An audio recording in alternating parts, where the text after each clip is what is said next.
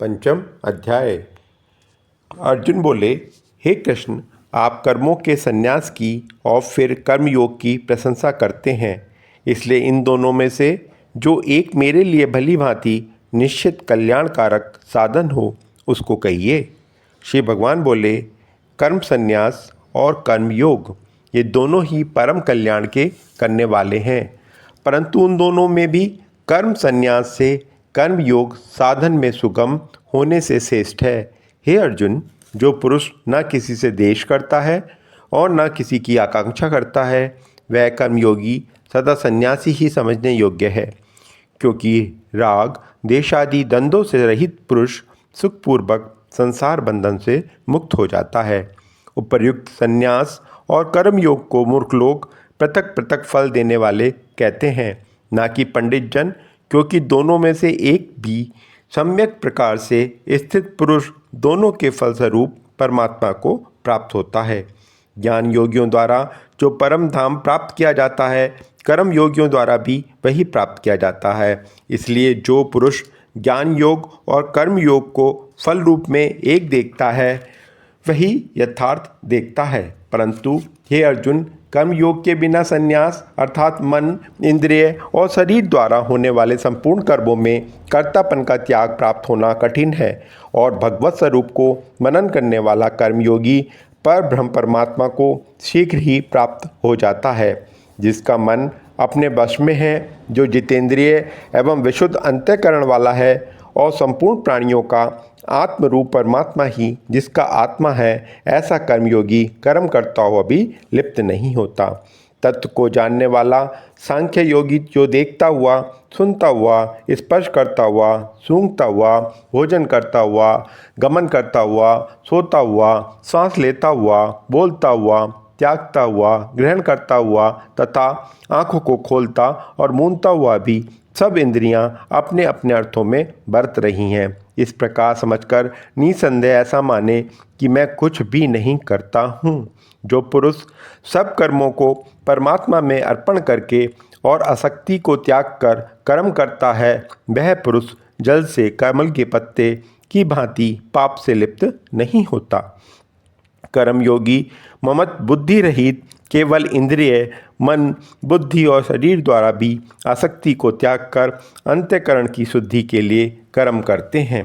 कर्मयोगी कर्मों के फल का त्याग करके भगवत प्राप्ति रूप शांति को प्राप्त होता है, और सकाम पुरुष कामना की प्रेरणा से फल में आसक्त होकर बनता है। अंतःकरण जिसके बस में है, ऐसा सांख्य योग का आचरण करने वाला पुरुष न करता हुआ और न करवाता हुआ नव द्वारों वाले शरीर रूप घर में सब कर्मों को मन से त्याग कर आनंद पूर्वक सच्चिदानंद घन परमात्मा के स्वरूप में स्थित रहता है। परमेश्वर मनुष्य के ना तो कर्तापन की, न कर्मों की और न कर्म फल के संयोग की ही रचना करते हैं, किंतु स्वभाव ही बरत रहा है। सर्वव्यापी परमेश्वर भी न किसी के पाप कर्म को और न किसी के शुभ कर्म को ही ग्रहण करता है, किंतु अज्ञान के द्वारा ज्ञान ढका हुआ है, उसी से सब अज्ञानी मनुष्य मोहित हो रहे हैं।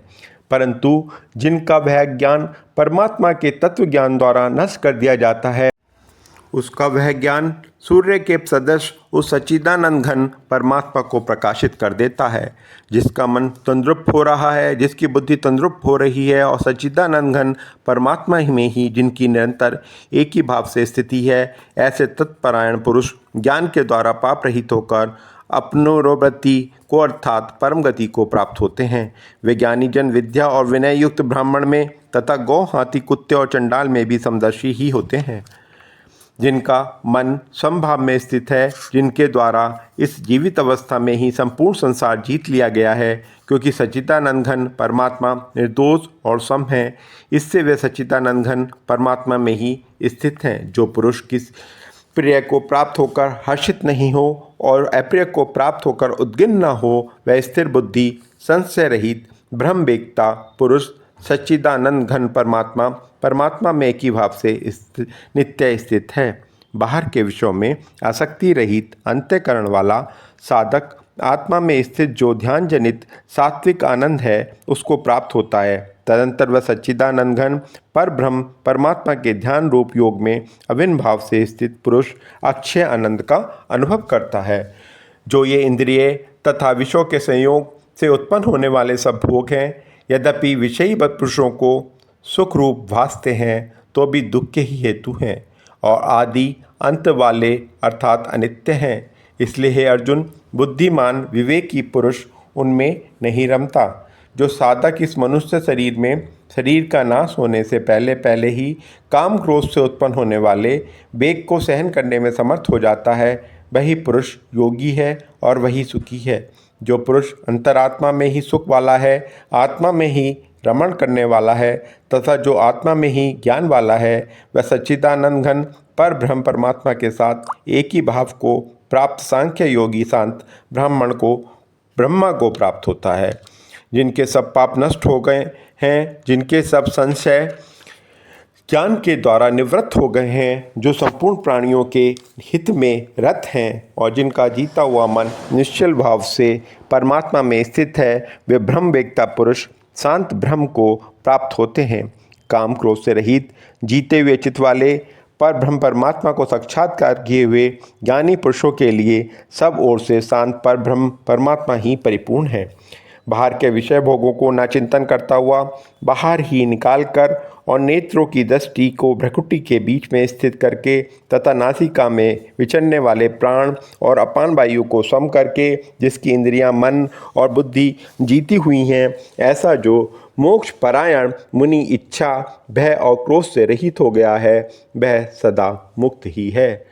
मेरा भक्त मुझको सब यज्ञ और तपों का भोगने वाला, संपूर्ण लोकों के ईश्वर का भी ईश्वर तथा संपूर्ण भूत प्राणियों को सुहृदय अर्थात स्वार्थ रहित दयालु और प्रेमी ऐसा तत्व से जानकर शांति को प्राप्त होता है। पंचम अध्याय समाप्त। हे भक्तगणों, इस अध्याय को सुनने वालों की जीवन मरण छूट जाता है और वह बहुत अधिक प्रभु की भक्ति में लीन हो जाते हैं। आपसे अनुरोध है कि प्रातः और शाम को इस पाठ को सुने और कमेंट में जय श्री कृष्ण लिखना ना भूलें। भक्तगण, आपसे अनुरोध है, विनम्र अनुरोध है, कृपया इस चैनल को सब्सक्राइब करके मेरे वीडियो को लाइक अवश्य करें। धन्यवाद, धन्यवाद, धन्यवाद।